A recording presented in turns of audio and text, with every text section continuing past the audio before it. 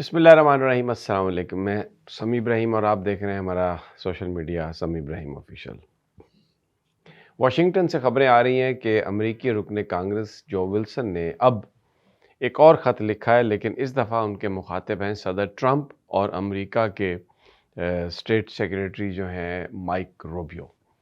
انہوں نے پاکستان کی صورتحال کے حوالے سے امپورٹنٹ باتیں کہی ہیں، اور میں جو ولسن صاحب کا خط پڑھ رہا تھا اور کل میں نے بیرسٹر علی گور اور علی ظفر صاحب کا رویہ دیکھا، ان کی پریس کانفرنس سنی، تو میں بے ساختہ میرے منہ سے یہ نکل رہا ہے اور میرے دل میں یہ بات آ رہی ہے کہ علی ظفر اور علی گور سے تو جو ولسن زیادہ اسٹرانگ لینگویج استعمال کر رہا ہے وہی اچھا ہے۔ ایسا لگ رہا ہے کہ جو ولسن تحریک انصاف کا ہے اور یہ دونوں کسی اور جماعت کو ریپرزنٹ کر رہے ہیں۔ جو پہلے میں آپ کو جو ولسن کے خط کی تفصیل اور پھر کچھ اور مزید انسائیڈ انفارمیشن آئی ہے کہ جوڈیشل کمیشن میں پی ٹی آئی والے کیا کر رہے تھے، وہ میں آپ کے گوش گزار کرتا ہوں۔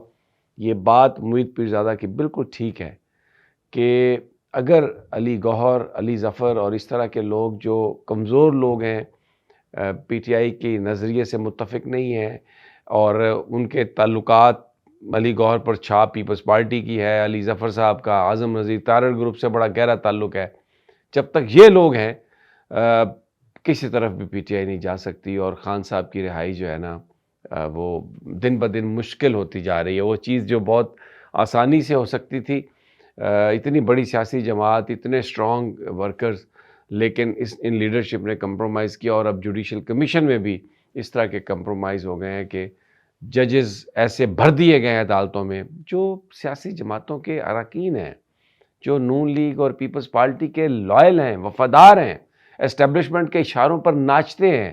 اب کون انصاف دے گا؟ بہرحال یہ تو آگے چل کر دیکھتے ہیں۔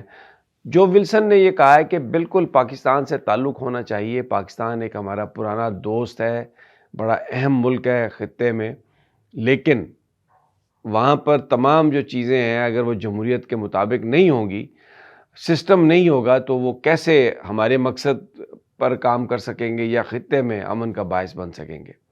تو انہوں نے فریڈم آف ایکسپریشن پر زور دیا ہے، ورکرز جو ہیں ان پر، جو پولیٹیکل ورکرز پر جو زیادتی ہے اس پر کہا ہے کہ نہیں ہونا چاہیے، اور رول آف لاء کی بات کی۔ اب رول آف لاء میں تو پھر ججز کی اپوائنٹمنٹ بھی ہے، پھر سارا وہ سب کچھ آ جاتا ہے۔ اور ساتھ انہوں نے یہ بھی کہا ہے صدر ٹرمپ اور مائک روبیو سے کہ آپ عمران خان، میں یہ عرض کرتا ہوں، میں آپ سے یہ کہتا ہوں کہ عمران خان جیل میں بند ہے، اگرچہ وہ ہمارے ساتھ بہت ساری چیزوں پر ان کا اختلاف ہے، لیکن وہ ناجائز طور پر بند ہے، اس کے خلاف مقدمے جھوٹے ہیں، اس کو رہا ہونا چاہیے۔ تو اب یہ خط انہوں نے لکھا ہے امریکی صدر کو اور سیکرٹری آف اسٹیٹ کو۔ اس سے پہلے انہوں نے پاکستان کے آرمی سربراہ سید عاصم منیر کو خط لکھا، اور اسی خط کو ایڈریس کیا انہوں نے شہباز شریف کو اور صدر زرداری کو، اور یہی سب کچھ انہوں نے کہا۔ لیکن جو وہ انہوں نے لینگویج استعمال کی ہے عمران کے بارے میں، ویری اسٹرانگ ورڈڈ لینگویج ہے۔ اور کل جوڈیشل کمیشن کے اجلاس میں جو خبریں ہمیں ملی ہیں کہ علی ظفر صاحب تو باہر ہی نہیں آنا چاہتے تھے۔ میں بہت ان کی عزت کرتا ہوں ذاتی حوالوں سے، سافٹ سپوکن ہے، لیکن اس وقت بات وہ نہیں ہو رہی، بات ہو رہی ہے اصول کی۔ وہ تو وہاں سے واک آؤٹ کرنے کے لیے بھی تیار نہیں تھے۔ پھر جو لیگل کمیٹی ہے انہوں نے ان کو یہ اطلاع دی اور کہا کہ اگر آپ نے یہ نہیں کیا تو ہم یہ بات عمران خان کو بتائیں گے۔ اور میں آپ کو پچھلے ویلاگ میں بھی بتا چکا ہوں، باہر آ کے انہوں نے یہ نہیں کہا کہ ہم نے واک آؤٹ کیا، انہوں نے کہا جی بس ہم نے پارٹیسپیٹ نہیں کیا، اور اندر لوگ بیٹھے ہیں اور سینیئرٹی کا معاملہ ہے اور قانون کے مطابق وہ سب کچھ کر لیں گے۔ ایک بڑی اسٹرانگ لینگویج کی ضرورت تھی۔ اس سے پہلے حامد خان صاحب کی طرف ہم دیکھتے رہے اور وہ قاضی فائز عیسیٰ کے پیچھے پڑے رہے، ان کے پیچھے ہی لگے رہے، اور انہوں نے بالکل ابینڈن کر دیا پی ٹی آئی کو۔ قاضی صاحب پر وہ اعتراض بھی نہیں کرتے تھے، وہ کہتے تھے بڑے اچھے یہ جج ہیں۔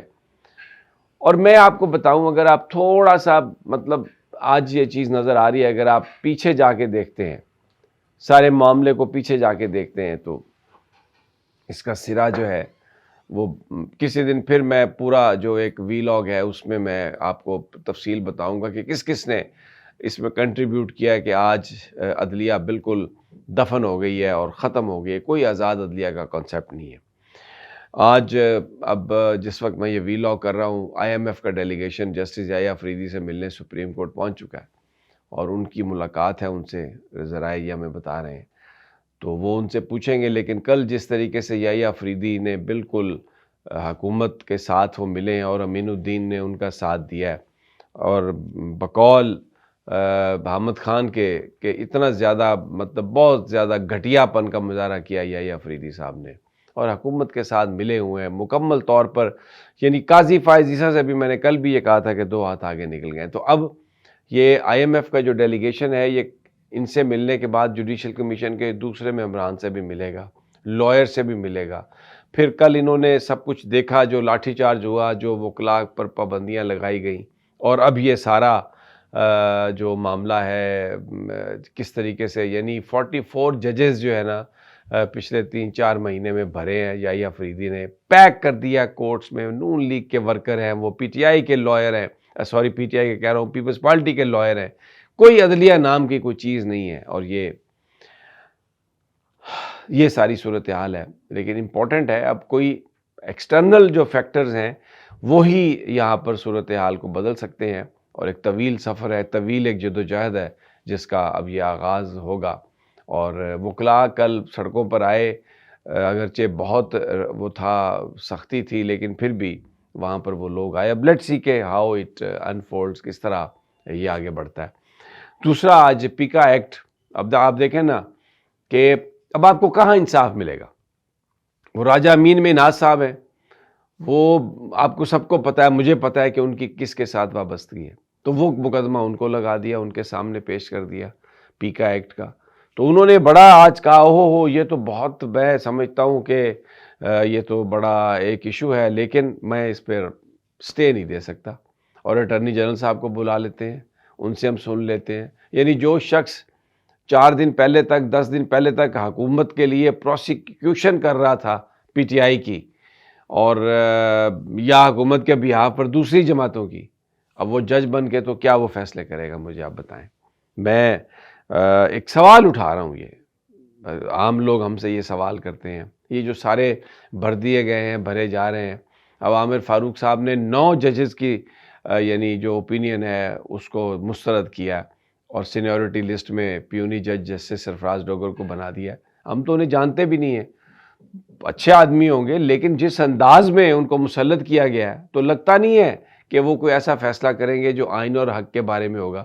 عامر فاروق صاحب جس کو لگانے کے لیے اپنے جو کولیگز ہیں ان کی ریپرزنٹیشن کو مسترد کر دیا انہوں نے، سپریم کورٹ کے ججز کا جو لیٹر تھا اپنے چیف جسٹس کو، اس کو انہوں نے، عامر فاروق صاحب نے کنسیڈر نہیں کیا کہ وہ بھی یہ بات کہہ رہے ہیں، اور وہ سارا کچھ وہ کر دیا انہوں نے. تو کیا اس سے ہم نکلے گا، کیا ہمیں کیا اس سے حاصل ہوگا؟ تو بڑا ایک، لیکن اس ساری چیز میں جو سب سے امپورٹنٹ بات ہے، دیکھیں آپ اپنی منزل تک تب پہنچتے ہیں جب آپ اپنی منزل کی طرف جا رہے ہوں.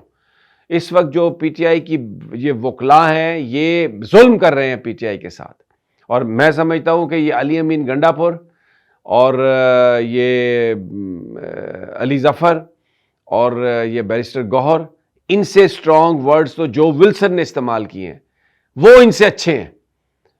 انہوں نے کم از کم جو بات کی ہے وہ حق سچ کی بات کی ہے، اور یہ جو باتیں کر رہے ہیں یہ سب گھما پھرا کے، میں کیا عرض کر سکتا ہوں، آپ سمجھ رہے ہیں کہ میں کیا کہنا چاہ رہا ہوں.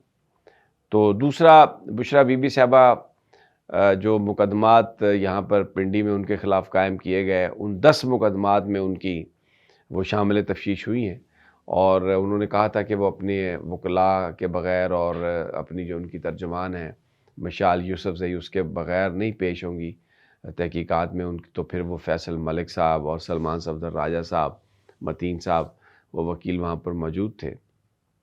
تو بشرا بی بی صاحبہ 10 SHOs آئے ہوئے تھے، 10 مقدمات میں وہ شامل تفتیش ہو گئی ہیں، اور اس میں انہوں نے بتایا کہ یہ سب کچھ سیاسی بنیادوں پہ کیے جا رہا ہے. میں تو گرفتار تھی، میں کہیں پر نہ پہنچ سکتی، نہ کسی سے رابطے میں، تو یہ صرف سیاسی انتقام کے لیے ہمارے ساتھ یہ سب کچھ کیا گیا. تو یہ صورتحال ہے جی. اور باقی آج جو کچھ مزید ہوتا ہے، IMF کا ڈیلیگیشن اور یہ عدلیہ کے حوالے سے جو کچھ ہوتا ہے، انشاءاللہ آپ کے گوش گزار کرتے ہیں. تب تک اجازت، اللہ نگہبان.